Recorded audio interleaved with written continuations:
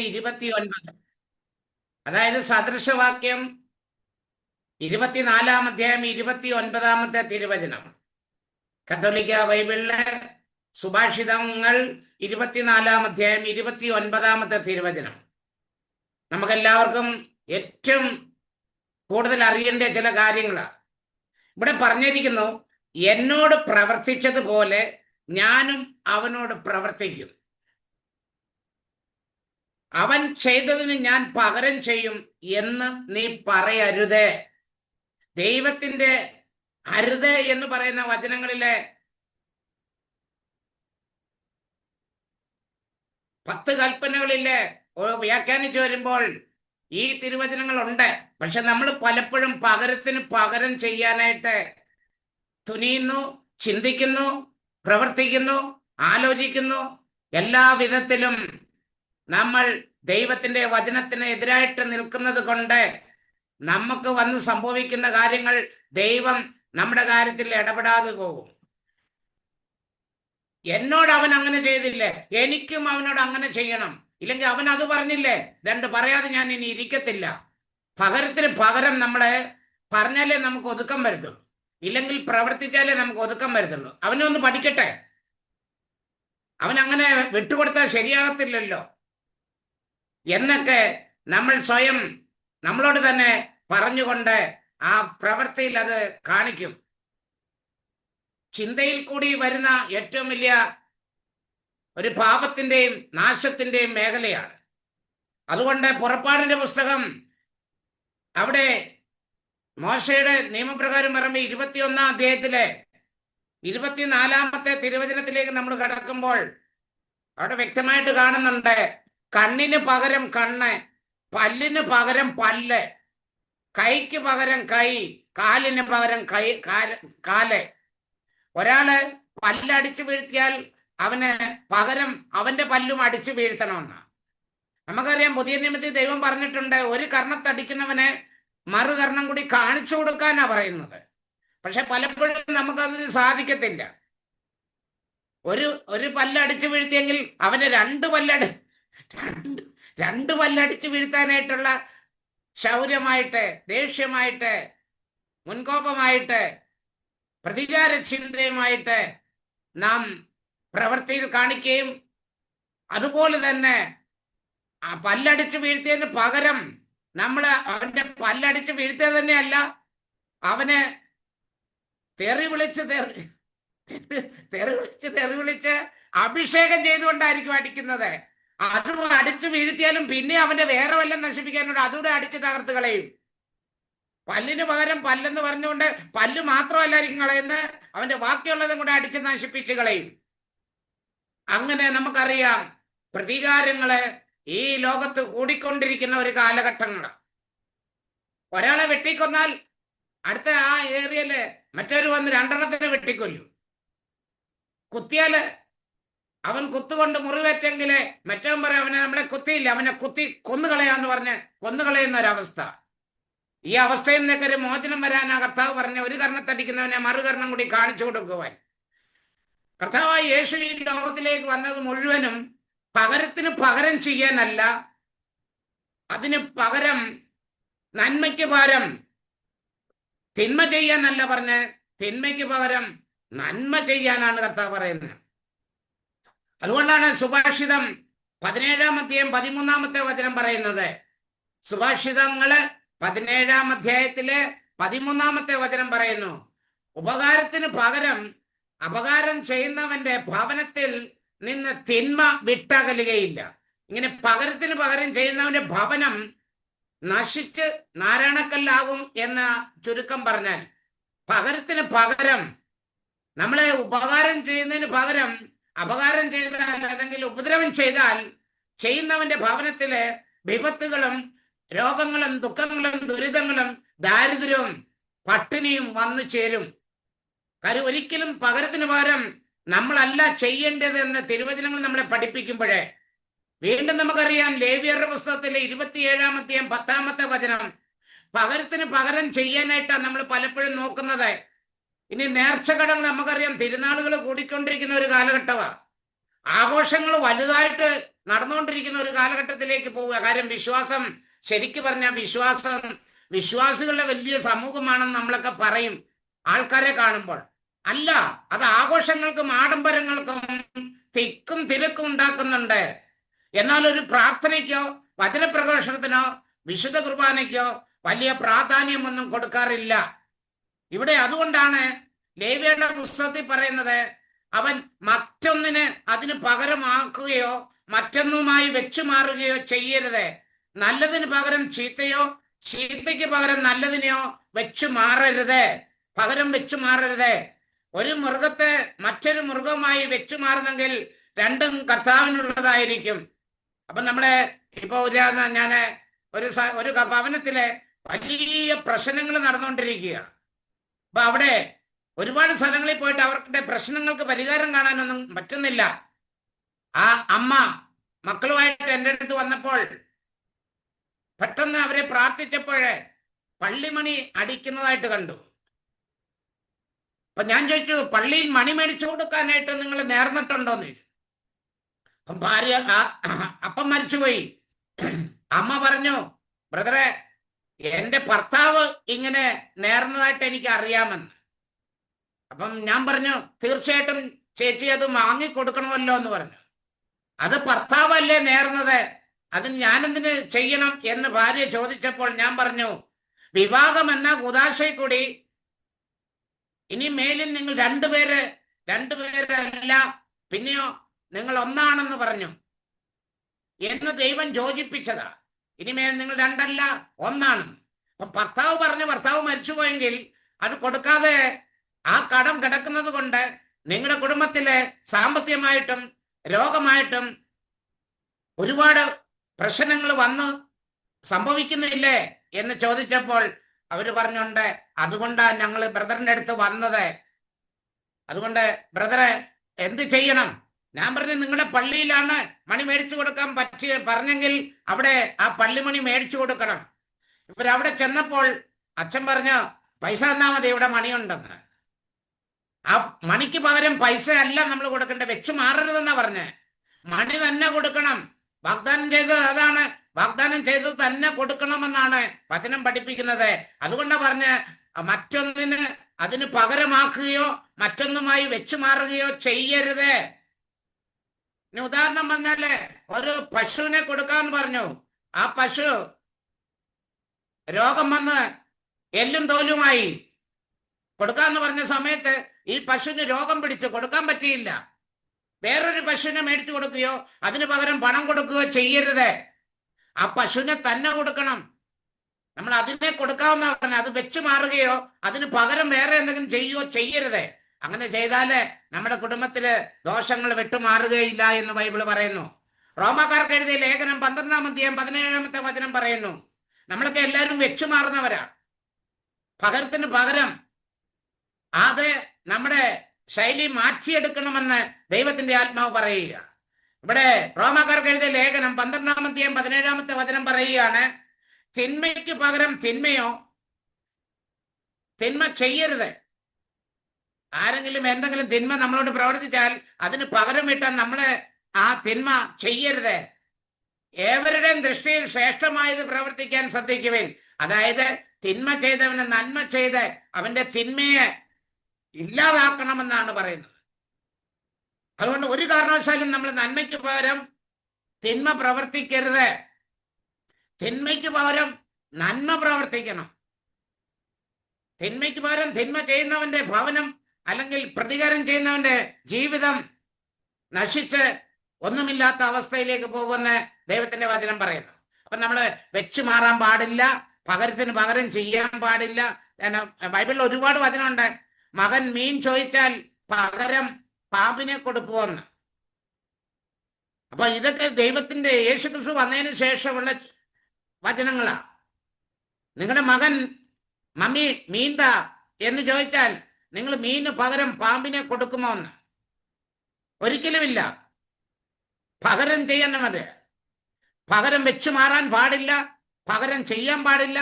തിന്മ ചെയ്തവന് തിന്മ ചെയ്യരുത്, അവന് നന്മ ചെയ്യാനായിട്ട് ശീലിക്കുവിൻ എന്ന് ദൈവം പറയുന്നതിന്റെ കാരണം, അതിന്റെ അർത്ഥം എന്താണെന്ന് സങ്കീർത്തനം 103 അധ്യായത്തിലെ 10 തിരുവചനം നമ്മൾ വായിക്കുകയാണ്. അപ്പൊ ഇന്ന് നമ്മൾ ശ്രദ്ധിക്കേണ്ടത് പകരത്തിന് പകരം നമ്മൾ ചെയ്യരുത്. നാളെ ഒരു സഹോദരി ഒരു സാധനം ഒരു വീട്ടിൽ നിന്ന് മേടിച്ചോണ്ട് വന്നു.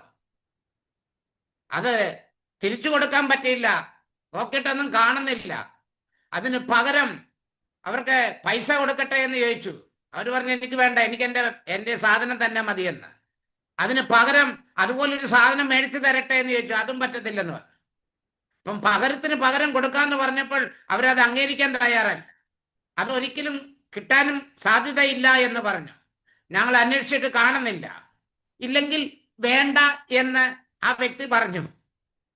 സത്യമായിട്ടും അവര് വെച്ചു മാറാൻ ആഗ്രഹിക്കത്തില്ല. ഈ വചനം കേട്ടത് കൊണ്ടായിരിക്കാം അവർ പറഞ്ഞു പകരത്തിന് പകരം വേണ്ട എന്ന് അവർ പറഞ്ഞപ്പോൾ ഇവര് വിചാരിച്ചു തമാശാണ്. അല്ല, അവര് കാര്യമായിട്ട് തന്നെ പറഞ്ഞു അത് കണ്ടില്ലെങ്കിൽ എനിക്ക് അതിന് പകരം വേണ്ട എന്ന് പറഞ്ഞ് അവരെ സമാശ്വസിപ്പിച്ച് വിടുകയാണ്. അതുകൊണ്ട് ഇവിടെ പറയുകയാണ്, നമ്മുടെ പാപങ്ങൾക്കൊത്ത് അവിടുന്ന് നമ്മെ ശിക്ഷിക്കുന്നില്ല, നമ്മുടെ അകൃത്യങ്ങൾക്കൊത്ത് നമ്മളോട് പകരം ചെയ്യുന്നില്ല. അപ്പൊ നമ്മൾ ദൈവത്തോട് കാട്ടുന്ന ആ തിന്മകളെ അതിന് പകരം ദൈവം തിന്മ നമ്മളോട് പ്രവർത്തിക്കത്തില്ല. അയ്യോ, ഞാൻ ഇത്ര പാവമൊക്കെ ചെയ്തല്ലോ, ദൈവം തമ്പുരാൻ എന്നെ നശിപ്പിച്ചു കളയും, അല്ല അങ്ങനെ ചെയ്യും ഇങ്ങനെ ചെയ്യും. ഇല്ല, തിന്മയ്ക്ക് പകരം ദൈവം തിന്മ ചെയ്യത്തില്ല. പിന്നെയോ നന്മയാണ് ദൈവം നമുക്ക് ചെയ്യുന്നത്. ദൈവം നന്മ കാക്ഷിക്കുന്നവന്. അതുകൊണ്ട് നമ്മുടെ പാപങ്ങൾ ഓർക്കുക പോലുമില്ല. പാപത്തിന് തക്ക ശിക്ഷ നമുക്ക് കിട്ടുന്നുമില്ല, ദൈവം തരുന്നില്ല. പിന്നെ നമ്മൾ ചെയ്യുന്ന പാപം, അതായത് ഇപ്പൊ കള്ളു കുടിക്കുന്നവന് കള്ളുകുടിച്ച് ആ കള്ളുകൊണ്ട് തന്നെ അവനെ നശിപ്പിക്കുന്ന അല്ല, ദൈവം നശിപ്പിക്കുന്ന അല്ല. കടമേടിക്കുന്നവൻ കടബാധ്യത കൂടുന്നത് അവൻ ചെയ്ത പ്രവൃത്തിയുടെ ഫലമാണ്, ദൈവം തരുന്നതല്ല. ദൈവം തിന്മയ്ക്ക് പകരം തിന്മ ചെയ്യുന്നില്ല, ദൈവം നന്മയാണ് ആഗ്രഹിക്കുന്നത്. അതിന് പകരം ദൈവം ശിക്ഷിക്കുന്നില്ല, ദൈവം രക്ഷിക്കുന്ന ദൈവമാണ്. ഇത് പറയാനാണ് ഞാൻ ആഗ്രഹിച്ചത്. നമ്മുടെ പാപങ്ങൾക്ക് ദൈവം പകരം ചെയ്തായിരുന്നെങ്കിൽ ഈ ലോകത്ത് ഒരു മനുഷ്യനും നിലനിൽക്കില്ലായിരുന്നു, ഒരു ജീവജാലങ്ങളും നിലനിൽക്കില്ലായിരുന്നു. അതിന് പകരം ദൈവം എല്ലാവരെയും രക്ഷിക്കുകയാണ് ചെയ്യുന്നത്. അതുകൊണ്ട് ദൈവസന്നിധിയിലെ 1 തെസ്സലോനിക്ക 5 അധ്യായം 5 വചനത്തിലേക്ക് നമ്മൾ പോകുമ്പോഴും ഇതെല്ലാം പകരത്തിന് പകരമല്ല, ആ പകരത്തിന് പകരം നന്മ ചെയ്യാനാണ് പറയുന്നത്. നിങ്ങളെല്ലാവരും പ്രകാശത്തിന്റെ പകലിന്റെയും പുത്രന്മാരാണ്. നമ്മിൽ ആരും തന്നെ രാത്രിയുടെയോ അന്ധകാരത്തിന്റെയോ മക്കളല്ല എന്നാ പറയുന്നത്. അതായത് നമ്മളെല്ലാം ദൈവത്തിന്റെ മക്കളാണ്. നമ്മളിങ്ങനെ പ്രവൃത്തികൾ ചെയ്യുമ്പോൾ തീർച്ചയായിട്ടും നമ്മളെ അന്ധകാരത്തിന്റെ മക്കളായിട്ട് മാറുകയാൽ ചെയ്യുന്നു. അതുകൊണ്ട് നമ്മളെ നന്മ പ്രവർത്തിക്കുമ്പോൾ നമ്മൾ പ്രകാശത്തിന്റെ മക്കളാണ്, നമ്മൾ പകലിന്റെ മക്കളാണ്. നമുക്ക് വീഴ്ചകൾ ഉണ്ടാകരുത്, അന്ധകാരത്തിന്റെ പ്രവൃത്തികൾ ചെയ്യരുതെന്ന് പറഞ്ഞാൽ നമുക്ക് വീഴ്ചകൾ ഉണ്ടാകരുത്, നമുക്ക് അറിവുണ്ടായിരിക്കണം. നമ്മൾ പകലാ നടക്കുന്നത്, തട്ടിമറിഞ്ഞ് വീഴത്തില്ല. നമ്മള് രാത്രിയാണെങ്കിൽ പ്രകാശത്തിലാണ് നടക്കുന്നത്, ഒരിക്കലും നമ്മൾ ഇരുട്ടിലല്ല നടക്കുന്നത് വീഴ്ചകൾ ഉണ്ടാകാൻ. അതുകൊണ്ട് വളരെ സൂക്ഷിച്ച് കൈകാര്യം ചെയ്യേണ്ട ഒരു കാര്യമാണെന്ന് ഈ തിരുവചനത്തിലൂടെ നമ്മളെ ദൈവം തമ്പുരാൻ പഠിപ്പിക്കുകയാണ്. അതുകൊണ്ട് എങ്ങനെ പറയാം, നിങ്ങളെല്ലാവരും പ്രകാശത്തിന്റെ മക്കളാണ്, പകലിന്റെ മക്കളാണ്, രാത്രിയുടെയോ അന്ധകാരത്തിന്റെയോ അല്ല എന്ന് പറയുന്നതിന്റെ കാരണം നമ്മൾ രാത്രി നടക്കുമ്പോഴും ദൈവം പ്രകാശമാണ്. അതുകൊണ്ട് അന്ധകാരം നമ്മളെ പിടികൂടുകയില്ല. ദൈവത്തെ അനുഗമിക്കുന്ന ജീവന്റെ വെളിച്ചമുള്ളത് കൊണ്ട് അവൻ ആ പ്രവൃത്തികൾ ചെയ്യരുത്. രാത്രിയും പകലും ഒരുപോലെയാണ് നമ്മളെ. അതുകൊണ്ട് രാത്രിയിലും പകലും, രാത്രിയല്ലേ കുഴപ്പമില്ല ആരും കാണത്തില്ല എന്ന് പറഞ്ഞുകൊണ്ട് തിന്മ ചെയ്യരുത്. രാത്രിയും പകലും നമുക്ക് ഒരുപോലെ ആയിരിക്കണം. കാര്യം നമ്മൾ പകലിന്റെയും പ്രകാശത്തിന്റെയും മക്കൾ എന്ന് പറഞ്ഞതിന്റെ കാര്യം, പകലും നന്മ ചെയ്യണം, രാത്രിയിലും നമ്മുടെ നന്മ ചെയ്യണം. കാര്യം നമ്മൾ പ്രകാശമുണ്ട്, രാത്രി പകലിനെ പോലെ തന്നെ പ്രകാശത്തിലാണ് നമ്മൾ വസിക്കുന്നത്. അതുകൊണ്ട് രാത്രിയിലും നമ്മൾ സൂക്ഷിക്കണം. നമ്മൾ പകലിന്റെയും പ്രകാശത്തിന്റെയും മക്കളായത് കൊണ്ട് വീണ്ടും കർത്താവിന്റെ വചനം പറയുന്നു 1 പത്രോസ് 2:23, പിന്നെ നമ്മൾ ഇവരോട് എങ്ങനെ പകരം വീട്ടും? അവർക്ക് എന്തെങ്കിലും മനസ്സിലാക്കണ്ടേ? അത് കർത്താവിന് വിട്ടുകൊടുത്തേക്കുക, കർത്താവിന് വിട്ടുകൊടുക്കുക, കർത്താവ് പകരം ചെയ്തോളും എന്നാണ് പറയുന്നത്. ഇവിടെ പറയുകയാണ് 1 പത്രോസ് 2 അധ്യായത്തിലെ 23 വചനം പറയുന്നു, നിന്ദിക്കപ്പെടുമ്പോൾ അവൻ പകരം നിന്ദിച്ചില്ല. ഈശോയെ പറ്റി പറയുക, നിന്ദിക്കപ്പെട്ടപ്പോൾ അവൻ പകരം നിന്ദിച്ചില്ല, പീഡനമേറ്റപ്പോൾ ഭീഷണിപ്പെടുത്തിയില്ല. ഈശോയ്ക്ക് എല്ലാം ചെയ്യാമായിരുന്നു. പിന്നെയോ നീതിയോടെ വിധിക്കുന്നവന് തന്നെ തന്നെ പരമേൽപ്പിക്കുകയാണ് ചെയ്തത്. തന്നെ തന്നെ പരമേൽപ്പിക്കുകയാണത്. ഒരക്ഷരം പോലും ഉരിയാടിയില്ല. അതുകൊണ്ട് എബ്രായർക്കാർക്ക് എഴുതിയ ലേഖനം 10-ാം അധ്യായത്തില് 30-ാമത്തെ തിരുവചനം ഇപ്രകാരം നമ്മളെ പഠിപ്പിക്കുക. അതുകൊണ്ട് നമ്മൾ വളരെ ഈ നാളുകളിലെ ഒരു കാലഘട്ടം നമ്മളെ തിന്മയ്ക്ക് പകരം തിന്മ ചെയ്യുന്ന ഒരു കാലഘട്ടത്തിലേക്കാണ്. പ്രതികാര ചിന്തകൾ വർദ്ധിച്ചുകൊണ്ടിരിക്കുന്ന ഒരു കാലഘട്ടം.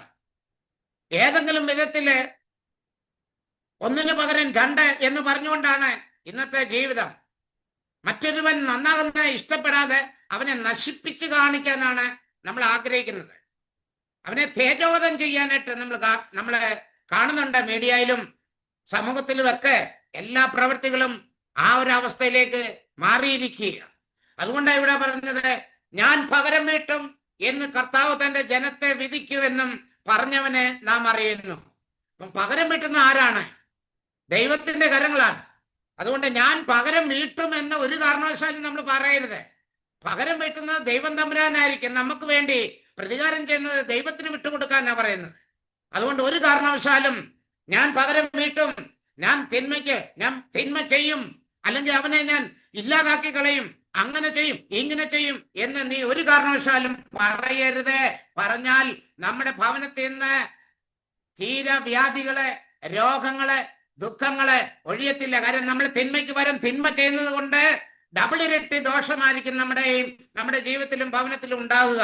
അതുകൊണ്ട് റോമാക്കാർക്ക് എഴുതിയ ലേഖനം 12-ാം അധ്യായം 19-ാമത്തെ തിരുവചനം കൂടെ ഇപ്പോൾ ഞാൻ നിങ്ങളോട് ഉത്ബോധിപ്പിക്കുകയാണ്.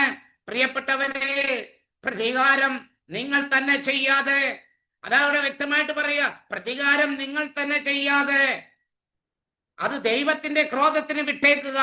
എന്നാൽ ഇപ്രകാരം എഴുതപ്പെട്ടിരിക്കുന്നു, പ്രതികാരം എന്റേതാണ്, ഞാൻ പകരം വീട്ടും എന്ന് കർത്താവ് അരുളി ചെയ്യുന്നു. അപ്പൊ കർത്താവിൽ വിശ്വാസം അർപ്പിക്കുന്ന പ്രിയ ദൈവത്തിന്റെ പ്രിയപ്പെട്ടവരെ, ഒരു കാര്യം ഓർമ്മയിലിരിക്കട്ടെ.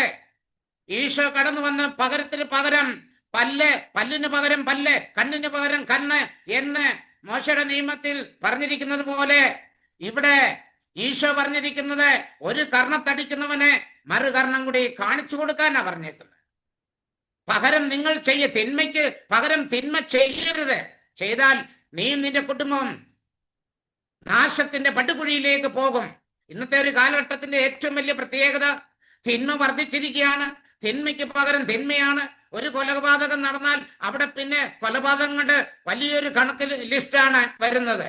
അതുകൊണ്ട് പ്രിയമുള്ളവരെ, പകരത്തിന് പകരം നമുക്കുള്ളതല്ല, പകരം കർത്താവിന് വിട്ടുകൊടുക്കുക. കർത്താവ് അത് വീട്ടിക്കോളും. കർത്താവിന്റെ ഇഷ്ടം എന്താണ് അത് നിവർത്തിപ്പാനാണ് ദൈവമക്കളെ ആഗ്രഹിക്കുന്നത്.